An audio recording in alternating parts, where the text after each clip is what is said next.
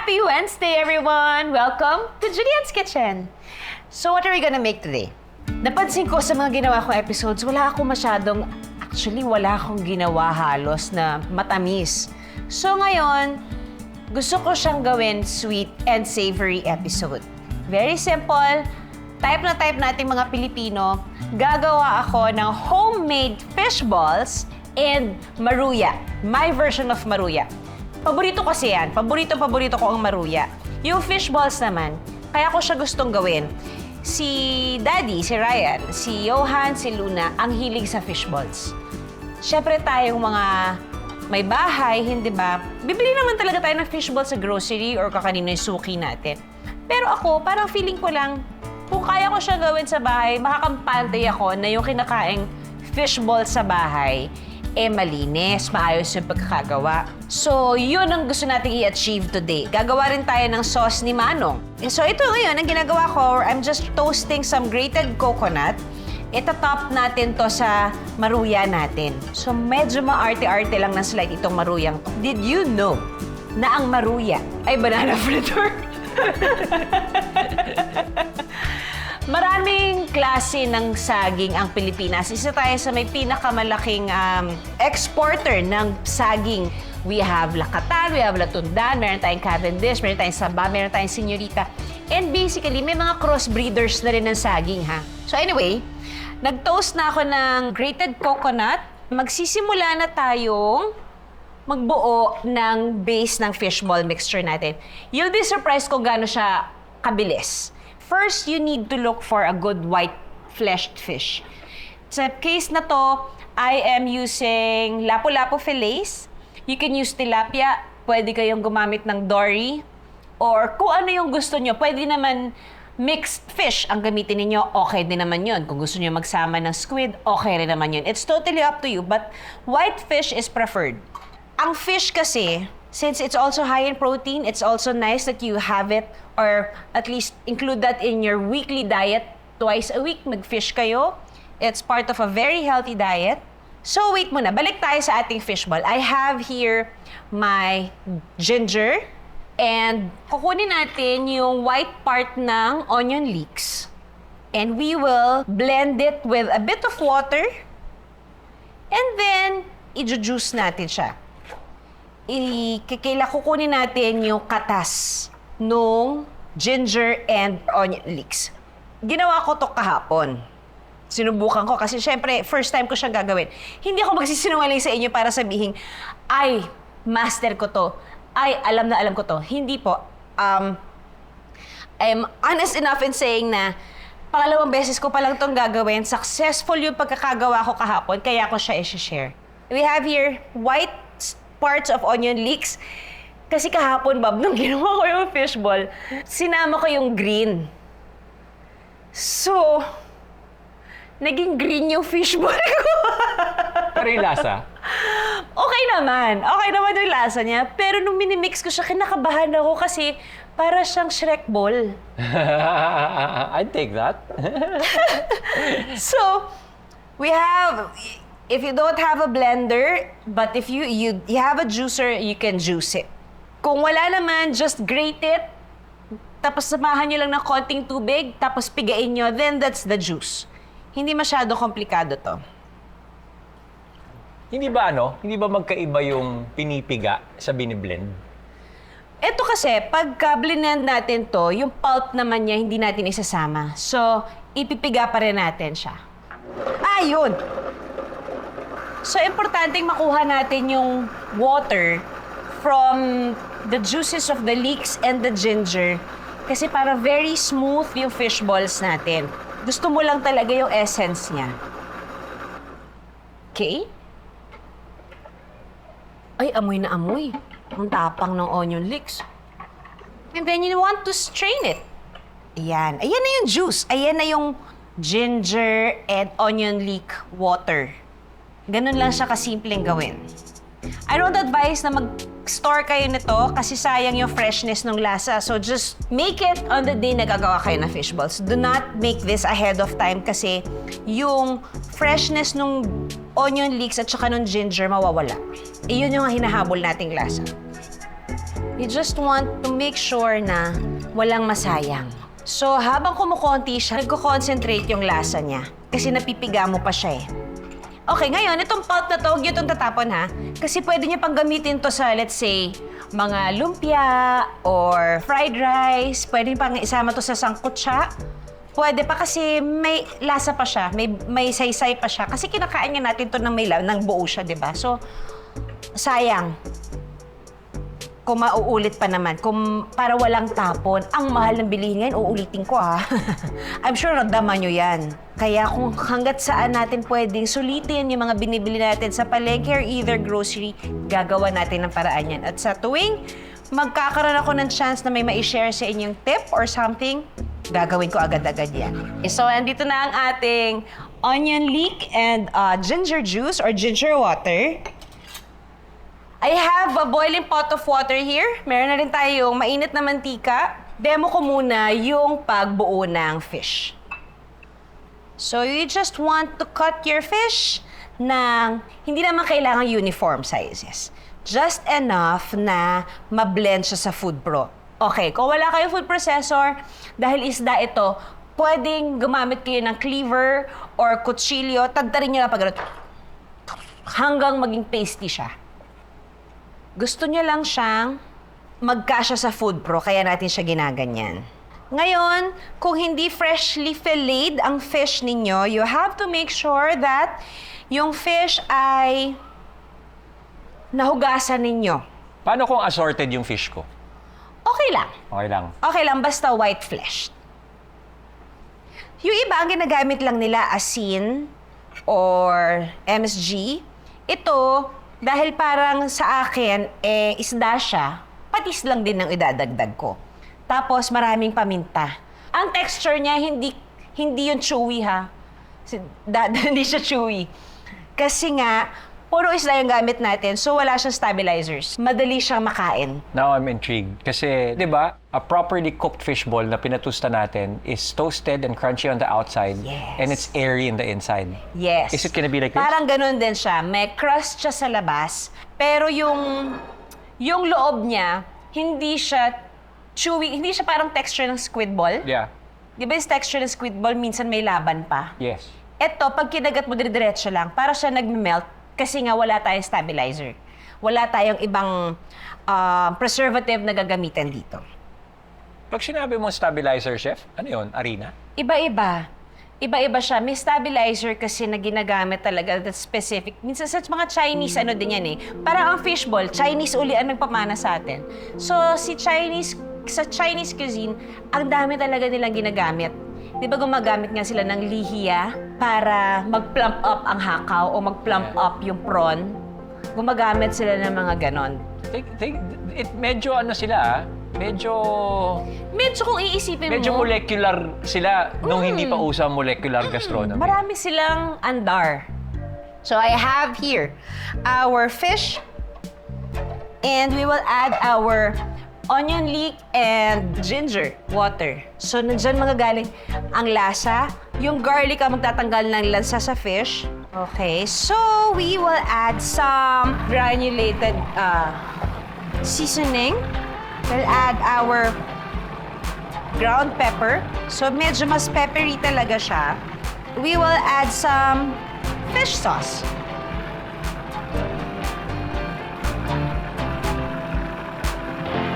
So gusto nyo na ang texture ng fish balls nyo, you want it pasty.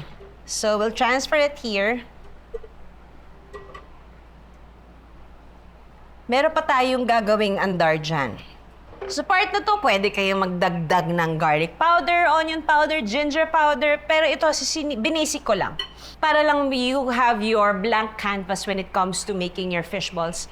Kasi iba pwede nga nagsasama ng cheese eh. So, egg whites. Bakit egg whites? Itong egg whites natin, papasukan natin ng air. Maraming air.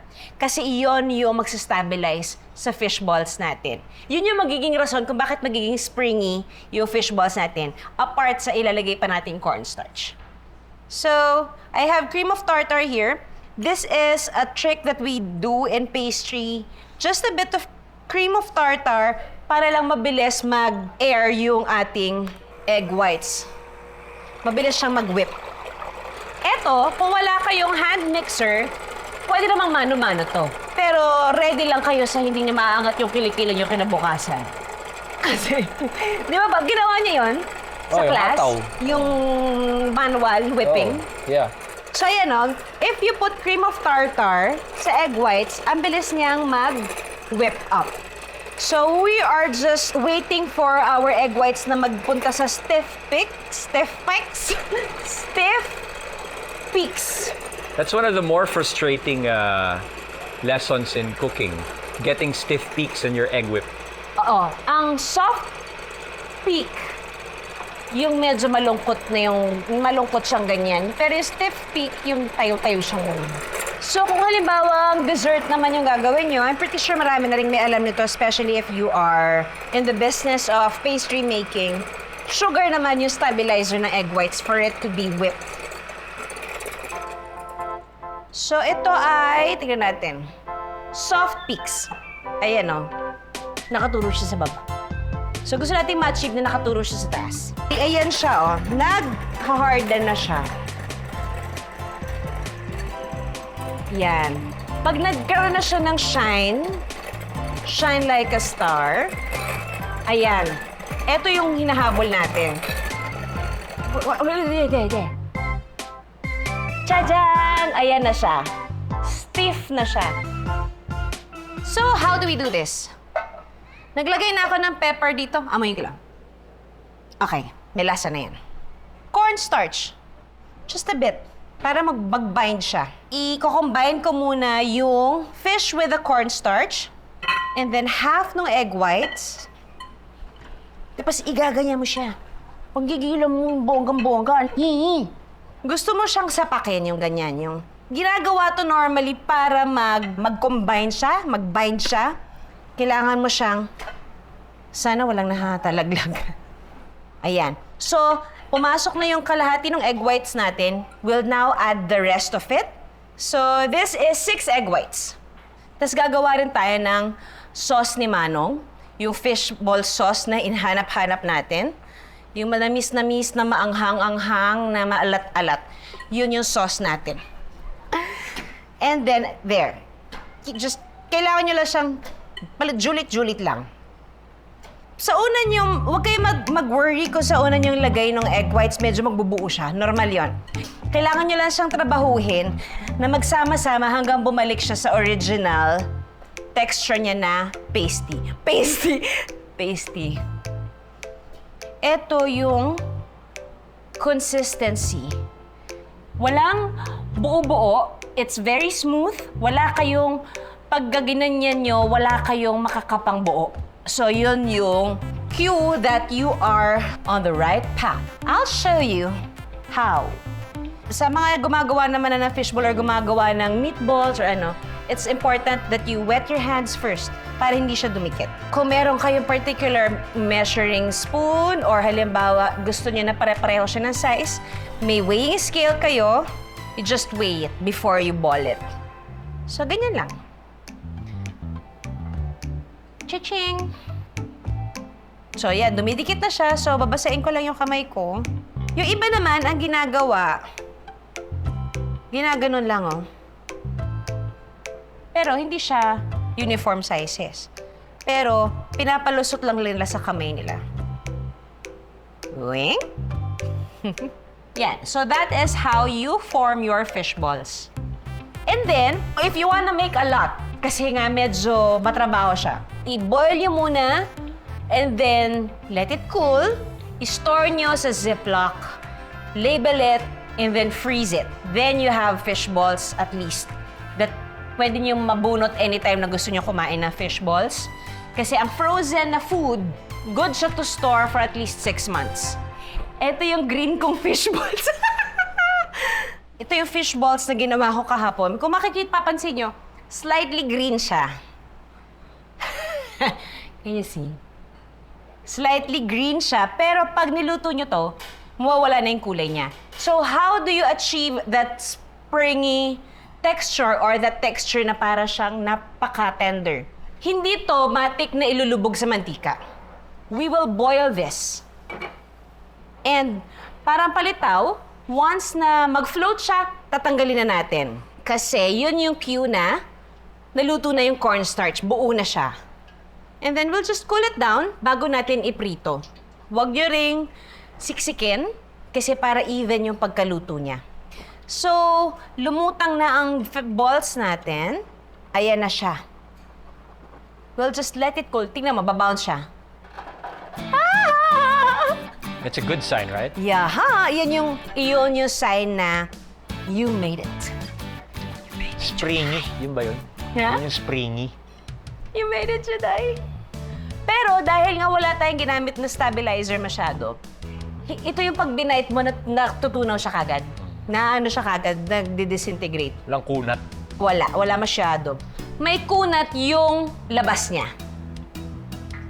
So pinapalamig lang natin, kumaga pinapadry up ko lang yung fish balls kasi para magkaroon siya ng crust pag prinito natin. Gawin natin ang ating maruya.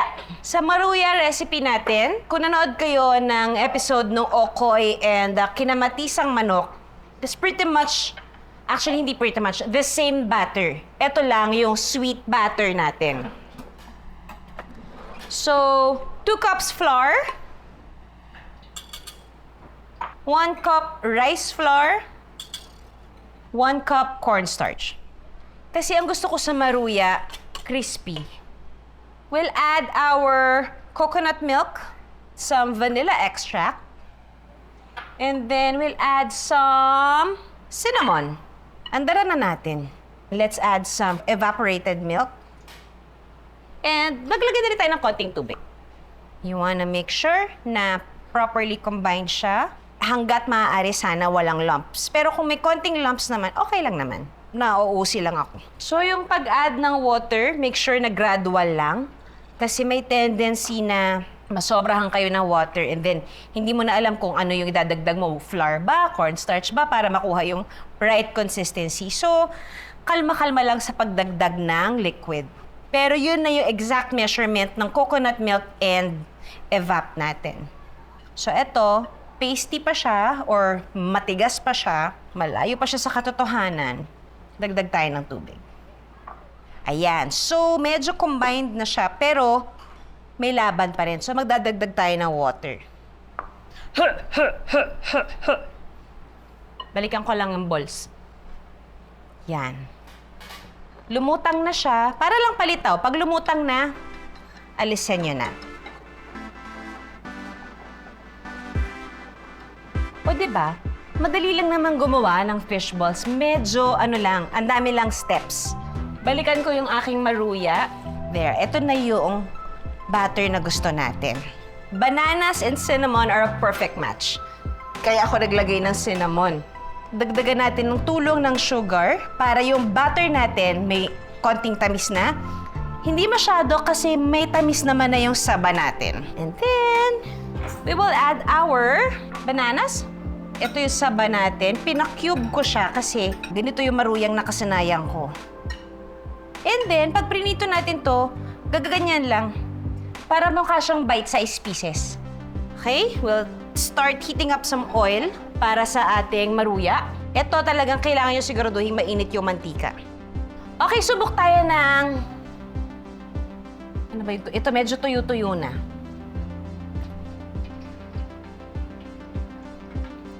So, habang hinihintay nating uminit yung mantika, magsisimula na tayong maglagay ng white sugar dito. Kasi pag nagprito tayo ng maruya at naluto na yun, ididiretso natin sa asukal and cinnamon. Yay! Mukha siyang fishball, Daddy! Look, look, look, look! So, it looks like it. Yeah. Ang tanong if it tastes like it. Una muna, if it will smell like it. Yes. So, Yeah, ano pa natin? Brown pa natin ng konti. Because part of the appeal of fishball really is the strong smell also. Actually, yung fish juice no? Yun yung nakakapagpaano dun Para sa ating fishball sauce, we have toyo, suka, You can use whatever vinegar you want. Hoy, bakit ka na sumisipol dyan? Ano nangyayari? nangyayari? Okay. Ayaw niya na daw. Oy, saya! So, bakit siya naging ganyan ka-smooth? Kasi sa egg whites. Meron siyang crust because of the cornstarch. Perfect balls. Okay, simulan. Dagdag pa tayo.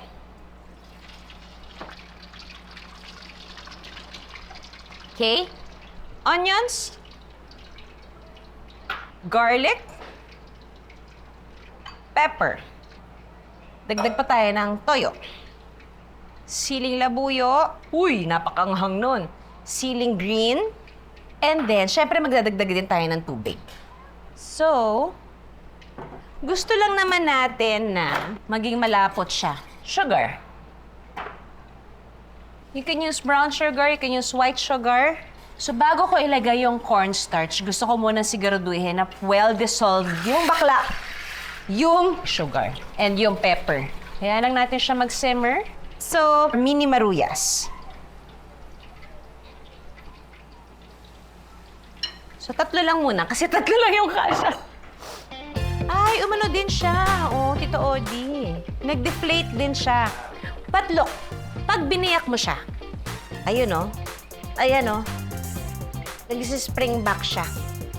Kumbaga, tama yung texture niya.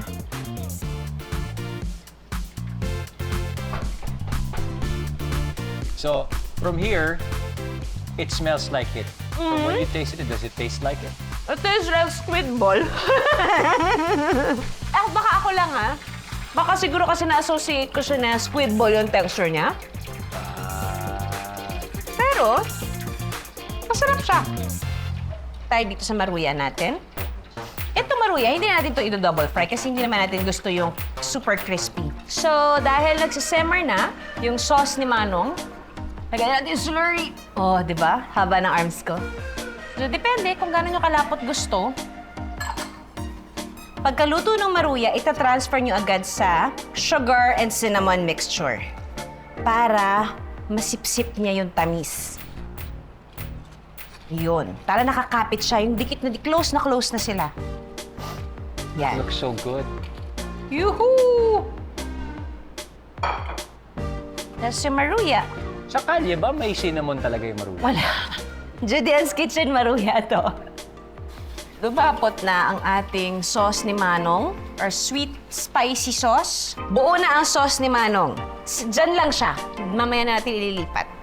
I have my last batch of maruya here, straight to our sugar cinnamon station. Pag medyo nagbuo-buo na yung sugar and cinnamon mixture ninyo, just make a new batch. Sinong titikim? Aketch! EJ. Ano EJ? Ayan, may medic po kami.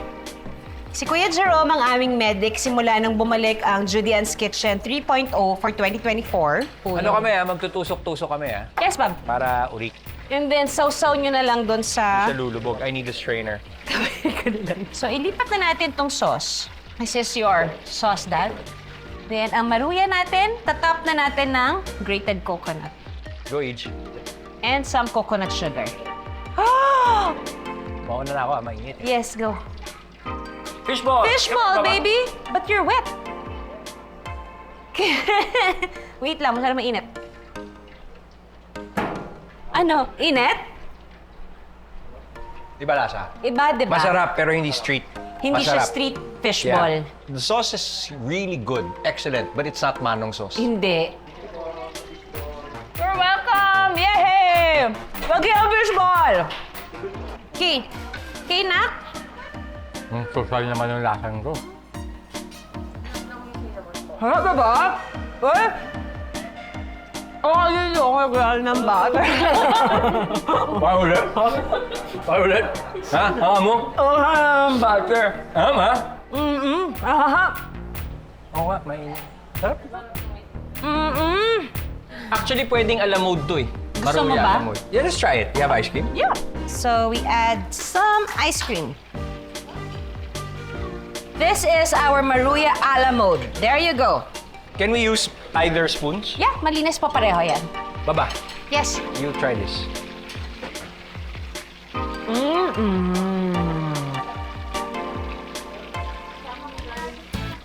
Ang harap. For 2024, Judy Ann's Kitchen, this is my pleasant surprise. Really? Yeah. I love it! Such a pleasant surprise. Hoy, nag-request yung DOP natin. Hindi ako to, ha? Alin? Tight shot daw nung kiss, eh. Oh. Okay na yun, direct.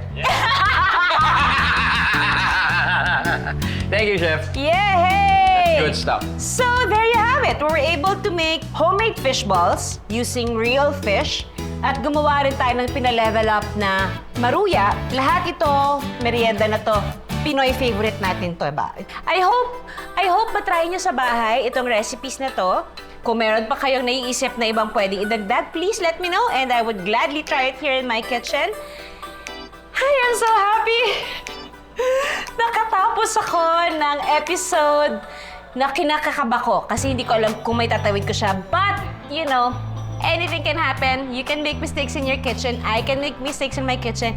And sometimes, you'll be pleasantly surprised of what you can whip up in your kitchen. Thank you so much for joining me again this Wednesday for another episode of Judy's Kitchen. And I'll see you again, guys, next week for another episode of Judy's Kitchen. Be grateful, be kind, and please pay it forward. God bless you all! Yay! Hindi ko naintindihan. Naku, hindi pa nagbabayad ng utang. Naku.